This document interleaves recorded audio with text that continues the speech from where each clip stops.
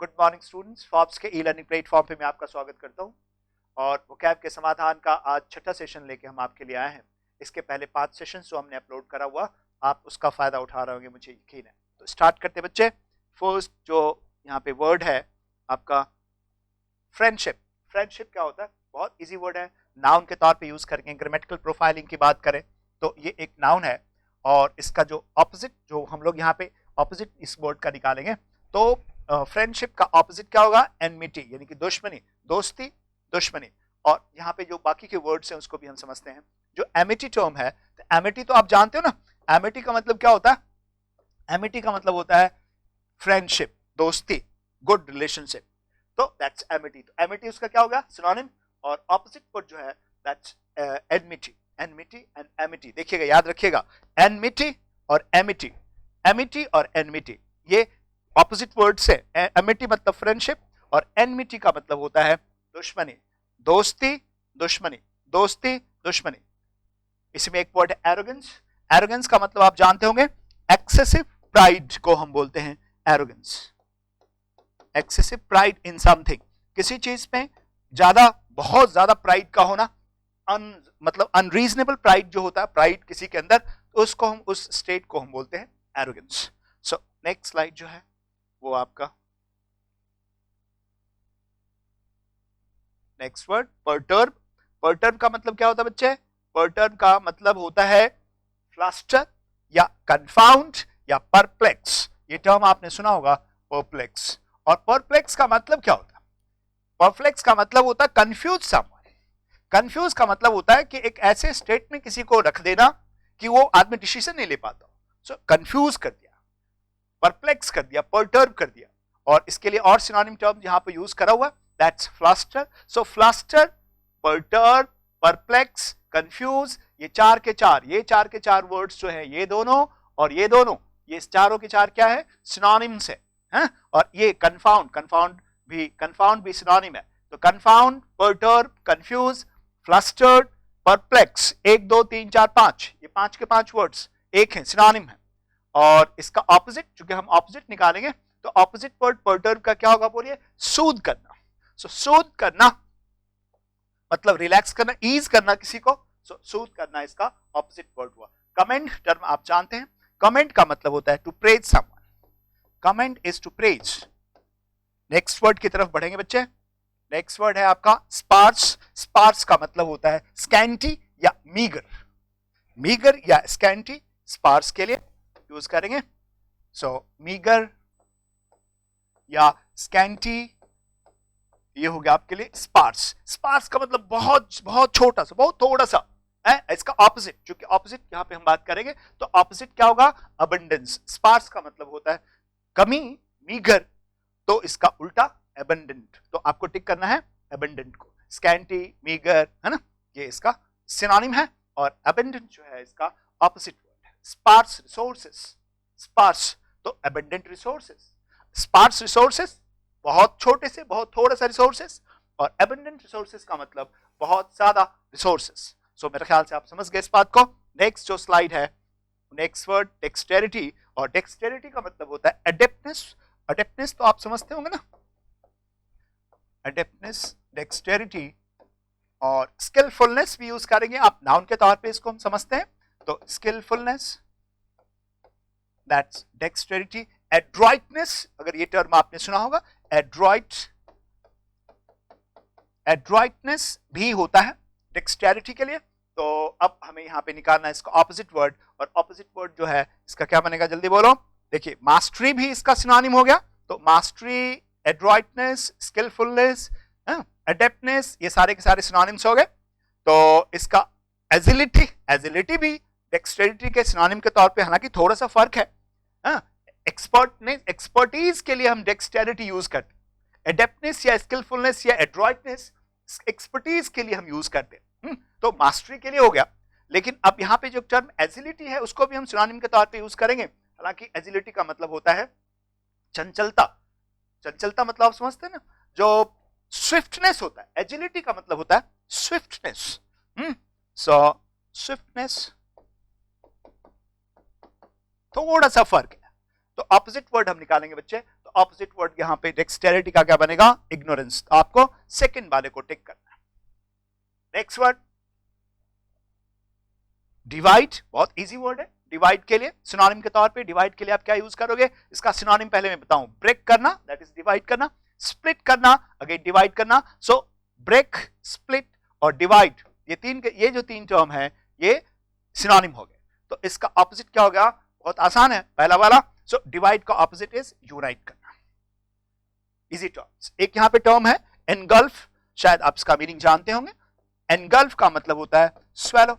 Swallow करना is to completely किसी चीज को अपने आगोश में ले लेना, निगल जाना। जैसे एग्जांपल के तौर पे किसी ऊंची बिल्डिंग में आग लग जाती है, कभी कभार आपने सुना होगा। तो आपने सुना होगा कि पूरी की पूरी बिल्डिंग को आग ने अपने चपेट में ले लिया। तो इसका इंग्लिश क्या बनाओगे? The fire engulfed the entire building. The fire engulfed the entire building. आग जो लगी वहां पे, उसने पूरी बिल्डिंग को अपने आगोश में ले लिया, मतलब उसको अपने अंदर समा लिया। सो एनगल्फ करना। फाइन। नेक्स्ट वर्ड है बिजार। बिजार तो आप जानते, बियर्ड। बिजार और बियर्ड दोनों के दोनों सिनोनिम है। स्ट्रेंज, ये भी इसका सिनोनिम है। तो इसका ऑपोजिट वर्ड हमें ऑपोजिट निकालना है, मतलब इसका एंटोनिम निकालना है। जल्दी बताओ, इसका ऑपोजिट, बिजार का ऑपोजिट क्या होगा? यूजुअल, क्योंकि इसका जो सिनोनिम होता है that's unusual. Beard, bizarre, unusual. तो ये सारे टर्म हम यूज करेंगे बिजार के लिए। जैसे एग्जांपल के तौर पे किसी सिचुएशन में जो हमें आइडिया डेवलप करना चाहिए या इसका अप्लाई करना चाहिए, उसके ऑपोजिट या बड़ा अजीब सा किसी ने दिया, तो हम बोलते दैट्स अ बिजार आइडिया। आपने एक टर्म सुना होगा एक्सेंट्रिक। तो एक्सेंट्रिक भी जो है वो बिजार के लिए हम यूज करेंगे। So eccentric is unusual, is strange, is weird, is bizarre. ये सब 5 के 5 यहाँ पे आप देखो बच्चों, ये 3 वर्ड और ये 2 वर्ड, ये 5 के 5 जो हैं सिनोनिम्स हैं, एक ही सिनोनिम्स हैं सारे के सारे वर्ड्स। तो इसका opposite that's a usual. Next जो है स्लाइड, दैट्स अल्यूर। आप जानते हैं ल्यूर करना। सो ल्यूर करना इज टू अट्रैक्ट करना। सो अल्यूर या ल्यूर एक ही चीज है। ल्यूर या ल्यूर दैट्स अ वर्ब के तौर पे यूज करेंगे बच्चे। तो अब आप यहां पे देखो, इसका सिनोनिम क्या है? अट्रैक्ट। तो ऑपोजिट कौन बनेगा इसका? Repulse. Attractive forces and repulsive forces. Attractive force क्या होता है? जैसे मैग्नेट के दो ऑपोजिट्स, सो हम साइड्स को लगाते हैं ना, नॉर्थ और साउथ को, तो वो क्या उसके बीच में कौन सा फोर्स काम करता है? अट्रैक्टिव। एंड नॉर्थ को लगाते हैं तो क्या काम करता है? कौन सा फोर्स काम करता है? रिपल्सिव। सो रिपल्स करना मतलब दूर हटाना, डिस्कार्ड करने के सेंस में यूज करते हैं रिपल्स को। और अल्यूर मतलब ड्रॉ करना, मतलब ल्यूर करना, मतलब अट्रैक्ट करना। तो इसका ऑपोजिट आपको निकालना है। तो ऑपोजिट वर्ड क्या बनेगा अल्यूर का या ल्यूर का? रिपल्स करना। Easy word. एक टर्म है रिवाइव। रिवाइव का मतलब होता है I mean, फिर से जिंदगी, लाइफ को किसी चीज के अंदर जो कि डल है या डेड है, उसके अंदर पुनः लाइफ को इस्टेब्लिश करना, लाइफ को इंजेक्ट करना। दैट्स रिवाइव का मतलब रिजुविनेट करना, रिजुविनेट करना। ओके, सो रिवाइव आप समझ गए। नेक्स्ट वर्ड है स्लगिश। स्लगिश तो हम सब लोग जानते हैं। स्लगिश का मतलब क्या होता है? लेजी या सुस्त, जिसको आप बोलते हैं। सो लेजी या सुस्त, हिंदी में हम बोलते हैं इसको स्लगिश अप्रोच या sluggish way of working, sluggish working style, इस तरह से हम यूज करेंगे। मतलब इनएक्टिव। स्लगिश के लिए दूसरा वर्ड क्या यूज करोगे आप सिनोनिम के तौर पे? इनएक्टिव। सो स्लगिश, लेजी, इनएक्टिव। सीडेंट्री, अब देखिए सीडेंट्री भी इसी के सिनोनिम है। Sluggish, sedentary, lazy, inactive. Sedentary को स्पेशली हम कहां पे यूज करते हैं? सीडेंट्री को आपने सुना होगा ना, जैसे क्लर्क का जॉब होता है, तो क्लर्क के जॉब में बहुत ज्यादा फिजिकल एक्टिविटी नहीं होती है, बैठे बैठे लोग काम करते हैं, तो उसके लिए हम बोलते हैं that's a sedentary job. I prefer a sedentary job या I do not prefer a sedentary job। कोई भी sedentary काम को मैं पसंद नहीं करता हूं या करता हूं। So sedentary, sluggish का synonym है lazy, inactive। हमें क्या निकालना है? हमें opposite निकालना है। और opposite क्या बनेगा sluggish का? active। active जो हुआ इसका opposite word हो गया। मेरे ख्याल से क्लियर है। नेक्स्ट वर्ड की तरफ बढ़ते हैं। glee। glee का मतलब होता है बच्चे mirth। आपने सुना होगा mirth, बहुत ज्यादा खुशी, हाई स्पिरिटेडनेस। सो मर्थ या मर्थफुलनेस भी हम यूज करते हैं। मर्थ या मेरीमेंट टर्म आपने सुना होगा। सो मर्थ या merriment, excessive joy. She was dancing with glee. She was dancing with glee, बहुत ज्यादा। किसी बच्चे का जैसे बर्थडे होता है ना, तो बर्थडे वाले छोटी बच्ची है, अब उसको मालूम है बहुत सारे गिफ्ट मिल गए, क्या बहुत सारी चीजें, खिलौने, चॉकलेट्स, बहुत सारी चीजें। तो आप बोलेंगे she was dancing with Glee, मतलब मर्थ या मेरीमेंट या ब्लिस। तो इसके लिए और भी टर्म जो सिनोनिम के तौर पे यूज करोगे, दैट्स ब्लिस या फन या जॉय। फन भी यूज कर सकते हो आप, सिनोनिम के तौर पे इंक्लूड कर लेंगे, जॉय को भी करेंगे। So fun, Joy, bliss, मर्थ, मेरीमेंट, Glee, सब के सब सिनोनिम्स हैं। ऑपोजिट निकालना है मुझे, तो ऑपोजिट बना इसका वू। वू क्या होता है? वू का मतलब होता है मिजरी, मतलब एंजाइटी, ट्रबल, दैट्स वू। ये सारे वू के क्या है बोलिए? ये वू के सिनोनिम के तौर पे यूज करें। सो ग्ली का ऑपोजिट क्या हुआ?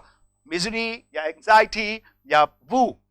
और बाकी के बारे ये टर्म्स जो हमने लिखा है ये ग्ली के सिनोनिम्स के तौर पे लिखा हुआ। नेक्स्ट वर्ड है बच्चे परसिस्ट करना। परसिस्टेंस, आपने सुना persistent effort guarantees one success. तो परसिस्टेंट जो टर्म आपने यूज करा वो किससे बना? परसिस्ट से बना।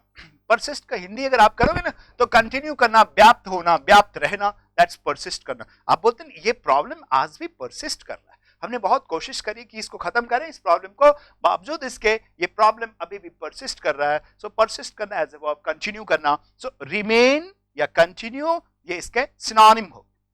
परसिस्ट का सिनोनिम क्या हुआ? रिमेन या कंटिन्यू। तो इसका ऑपोजिट आपको निकालना है। बोलिए ऑपोजिट क्या बनेगा? सीज, मतलब नॉट कंटिन्यूइंग, सीज स्टॉप हो जाना, मतलब कंटिन्यू नहीं करना। सीज का मतलब होता है स्टॉप, है ना, रुक जाना, रोक देना। सो ऑपोजिट इसका बना सीज। नेक्स्ट वर्ड पे हम बढ़ेंगे। नेक्स्ट वर्ड आपका हेस्ट। हेस्ट तो आप समझते हो, हेस्ट, हेस्ट का मतलब होता है जल्दी। और इसका ऑपोजिट अगर आप देखो, हेस्ट बहुत इजी वर्ड है, don't be, he is always in a haste. मतलब क्या होता है? He is always in a haste, मतलब वो हमेशा हर काम में जल्दीबाजी दिखाता है। So don't be in a haste, मतलब जल्दीबाजी मत करो। तो हेस्ट का मतलब जल्दी जल्दी होता है। उसका ऑपोजिट क्या होता है बोलिए? अब देखिए इसका ऑपोजिट क्या बनेगा। देखिए हेस्ट का सिनोनिम अगर आप निकालोगे तो रश होगा, डैश हो जाएगा, ये दोनों के दोनों, और हेस्ट तीनों के तीनों सिनोनिम्स हो जाएंगे। ये तीन वर्ड इसके सिनोनिम, तीनों सिनोनिम्स हैं। इसका ऑपोजिट, हेस्ट का ऑपोजिट क्या हो गया यहाँ पे? डिले करना। डिले मतलब देर करना, हेस्ट मतलब जल्दी में होना, जल्दी जल्दी में होना। ओके, इजी है। Next word that's fickle. आपने सुना होगा fickle, fickle minded, he is a fickle lover. He is a fickle lover का मतलब one who changes one's mind very frequently, अपने माइंड को वेरी फ्रीक्वेंटली, बहुत जल्दी जल्दी जो चेंज करता है, such a person is known a fickle man. So he is a fickle man. तो he is a fickle lover. He is a fickle lover का मतलब क्या हुआ? हर जल्दी जल्दी जल्दी किसी चीजों को अपने चेंज करता है। ओके, सो fickle का यहाँ पे जो ऑपोजिट निकालना हमने, तो वो क्या हो गया? स्टेबल। fickle का ऑपोजिट हुआ बच्चे, ये ऑपोजिट मतलब antonym, that's stable. fickle minded, fickle minded का मतलब क्या होता है? Very quickly without any reason change one's decision, changing one's decision. हाँ, तो ऐसे इंसान को बोलते हैं fickle minded person. So he is a fickle man या फिकल वर्कर। फिकल वर्कर का मतलब बहुत जल्दी जल्दी जल्दी अपने ओपिनियन को चेंज करता रहता है। लेकिन उसका ऑपोजिट क्या हो गया? स्टेबल मतलब स्थिर। फिकल का मतलब बड़ा ही चंचल सा, चंचल सा। चंचल मतलब क्या हुआ? मतलब अपने ओपिनियन को, अपने डिसीजन को बेवजह जल्दी जल्दी चेंज करना, उसको हम बोलते हैं फिकल। सटल एक वर्ड यहाँ पे बच्चे, सटल को आपने सुना, समझा होगा। सटल का मतलब होता है fine. There is a subtle difference between these two concept. Subtle का मतलब होता है means very difficult to distinguish, hard to distinguish, distinguish करना, जिसमें फर्क करना मुश्किल होता है, उसको हम बोलते हैं सटल। एक सटल का किसी चीज की क्वालिटी होती है, जैसे हम बोलेंगे ना मरून एक कलर है और रेड एक कलर है, तो रेड और मरून में बहुत एक शेड का अगर फर्क हो ना, तो बहुत से लोग उन दोनों में फर्क को डिस्टिंग्विश नहीं कर सकते हैं। तो हम बोलेंगे इन दोनों कपड़ों में ना क्या है मालूम आपको? There is a subtle difference between the two, मतलब there is a fine difference, मतलब जिसको डिस्टिंग्विश करना जो है बहुत ही आसान नहीं होता, मुश्किल होता है, that's subtle. So subtle difference between the two. And fickle मैंने आपको समझा दिया। क्राफ्टी जो टर्म होता है, क्राफ्टी इज कनिंग, कनिंग के लिए यूज करते हैं। He is a crafty man, he is a cunning man, है ना। सो clever, he is clever, he is crafty, he is cunning, ये अलग वर्ड है, crafty, cunning, clever, जो इस तरह के हम लोगों के लिए यूज करते हैं, है ना। फाइन बच्चे, नेक्स्ट वर्ड है आपका ग्रोटेस्क। ग्रोटेस्क का मतलब होता है डिस्टॉर्टेड। तो डिस्टॉर्टेड तो इसका एक सिनोनिम हो गया। ग्रोटेस्क का इमेज आपने देखा होगा, फिगर ग्रोटेस्क के बहुत से कार्टून वगैरह बनाते हैं, मतलब नॉट इन अ शेप, बहुत ही बेकार सा, टेढ़ा मेढ़ा सा, that's grotesque. Okay, so distorted इसका सिनोनिम के तौर पे यूज करेंगे ग्रोटेस्क का, और कोई सा भी बनेगा monstrous.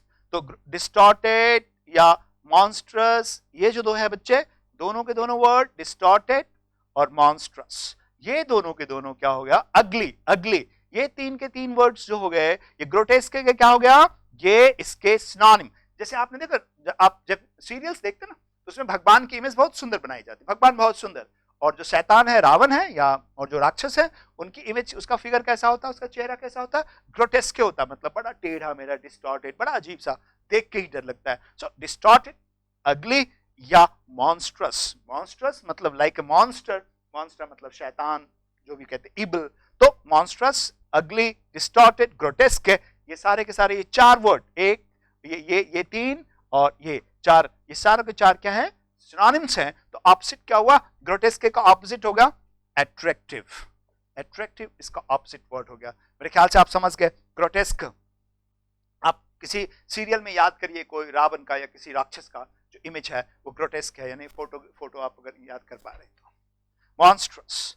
Next word stringent. Stringent का मतलब क्या होता है, बहुत ही हार्श या स्ट्रिक्ट या स्टर्न या सिवियर। ये तीन के तीन जो टर्म देख रहे हैं ना आप, stringent steps, stringent steps has been taken by the government या बाय द एडमिनिस्ट्रेशन।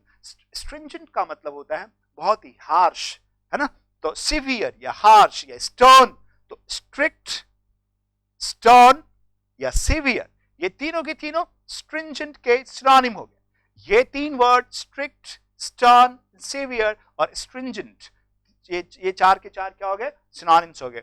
ऑपोजिट इसका वर्ड क्या हुआ, lenient. Don't be so lenient, don't be so lenient मतलब इतना ज्यादा विनम्र उदार मत बनो। You need to be stringent, or some stringent action has to be taken against these culprits. In culprits के against या in these accused या these hooligans, in hooligans के against some strict action must be taken. This is how we use the term stringent. मेरे ख्याल से clear है। Next slide पे हम बढ़ेंगे बच्चे। That's repulsive. हमने पीछे क्लास स्लाइड में आपको बताया था रिपल्स अट्रैक्ट का उल्टा है, तो रिपल्सिव का मतलब क्या हुआ, अट्रैक्टिव, इसका ऑपोजिट हो गया। सो रिपल्सिव का ऑपोजिट एंटोनिम इज अट्रैक्टिव। और रिपल्सिव का सिनोनिम के लिए यहां पे एक टर्म आप यूज कर सकते हो, रिवोल्टिंग को भी ले सकते हैं आप इसके सिनोनिम के तौर पे, और हीडियस जो टर्म है, हीडियस, हीडियस को भी आप इसके सिनोनिम के तौर पे। डिस्गस्टिंग, रिपल्सिव का मतलब क्या होता है बोलो ना, डिस्गस्टिंग नहीं होता, डिस्गस्टिंग। रिपल्सिव या डिस्गस्टिंग या हीडियस या रिवोल्टिंग को भी ले सकते हैं इसके सिनोनिम के तौर पे। तो ये सारे के सारे टर्म्स जो हैं इसके सिनोनिम है। तो ऑपोजिट इज अट्रैक्टिव। हमने पिछले स्लाइड में इत्तेफाक से इसको डिस्कस करा हुआ था। नेक्स्ट स्लाइड है बच्चे, दैट्स नेटिव। नेटिव का मतलब समझते हैं, जो डोमेस्टिक, मतलब नेटिव मतलब डोमेस्टिक, अपने अपने यहाँ का। सो अब यहाँ पे इसका ऑपोजिट क्या बनेगा, ऑपोजिट बनेगा इसका फॉरेन, मतलब अपने यहाँ का नहीं। नेटिव टेक्नोलॉजी या नेटिव प्रोडक्ट। नेटिव प्रोडक्ट का मतलब क्या था, घरेलू। हिंदी में शब्द आप यूज करते हैं घरेलू, तो घरेलू का उल्टा क्या हो गया, फॉरेन। बाकी के टर्म्स को हम देख लेते हैं। अर्बन तो आप जानते हैं, अर्बन मतलब शहरी क्षेत्र, रूरल मतलब ग्रामीण क्षेत्र, और रस्टिक का मतलब भी होता है बिक्वालिक। रस्टिक के लिए आप यूज कर सकते हैं, जैसे देहाती बोलते हैं ना हिंदी में, देहाती। और रस्टिक मैन, रस्टिक मतलब देहाती, इसके लिए दूसरा टर्म आप यूज कर सकते हैं bucolic. So rustic is bucolic, that's a bucolic idea या रस्टिक आइडिया या रस्टिक मैन या बिक्वालिक कल्चर या रस्टिक कल्चर, इस तरह से हम यूज करते हैं बच्चे। सो नेटिव का opposite is foreign. Okay, next word है आपका, दैट्स हॉस्टाइल। हॉस्टाइल का मतलब आप जानते हैं, नॉट फ्रेंडली। हॉस्टाइल का मतलब होता है नॉट फ्रेंडली, हॉस्टाइल। अब देखिए एक बात मैं आपको बताऊं, अभी हमने S-400 रशिया से लिया हुआ है इंडिया ने, और S-400 के बारे में क्या बोलते हैं कि S-400 can target several hostile missiles. बहुत सारे हॉस्टाइल मिसाइल्स जो इंडिया की तरफ मूव कर रहा है ना, उसको वो टारगेट कर सकता है। तो हॉस्टाइल का मतलब क्या हुआ, अनफ्रेंडली या नॉट फ्रेंडली। तो इसका ऑपोजिट बताइए, हॉस्टाइल का ऑपोजिट क्या हो गया, amiable. Amiable is friendly. Okay, और हॉस्टाइल के लिए और भी जो टर्म्स यहाँ पे लिखा हुआ, एक तो एडवर्स को भी ले सकते हो आप, अनफेवरेबल को ले सकते हो। सो हॉस्टाइल मतलब नॉट फ्रेंडली, मतलब नॉट फेवरेबल, और ऑपोजिट वर्ड के तौर पे हमने यहाँ पे हॉस्टाइल का ऑपोजिट एमिएबल मतलब फ्रेंडली। इजी वर्ड है। नेक्स्ट वन इंडस्ट्रियस, सारे बच्चों को मालूम है इंडस्ट्रियस मैन। इंडस्ट्रियस मैन का मतलब क्या हुआ? Hard working. So industrious is hard working.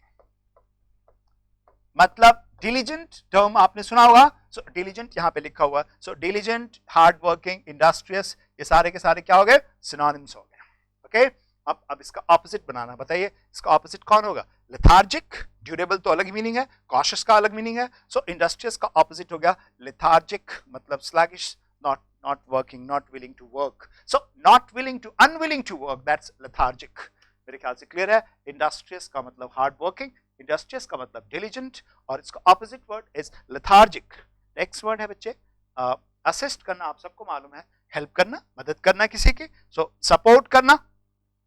Okay, assist का यहाँ पे सिनोनिम क्या होगा? सपोर्ट। लेकिन इसका हमें क्या निकालना है? ऑपोजिट निकालना, हमें इसका एंटोनिम निकालना मुझे। तो एंटोनिम जो हम बनाएंगे असिस्ट का, वो बोलो conceal is to hide, decline गिरना नीचे की तरफ, और ऑब्स्ट्रक्ट इसका ऑपोजिट हो गया।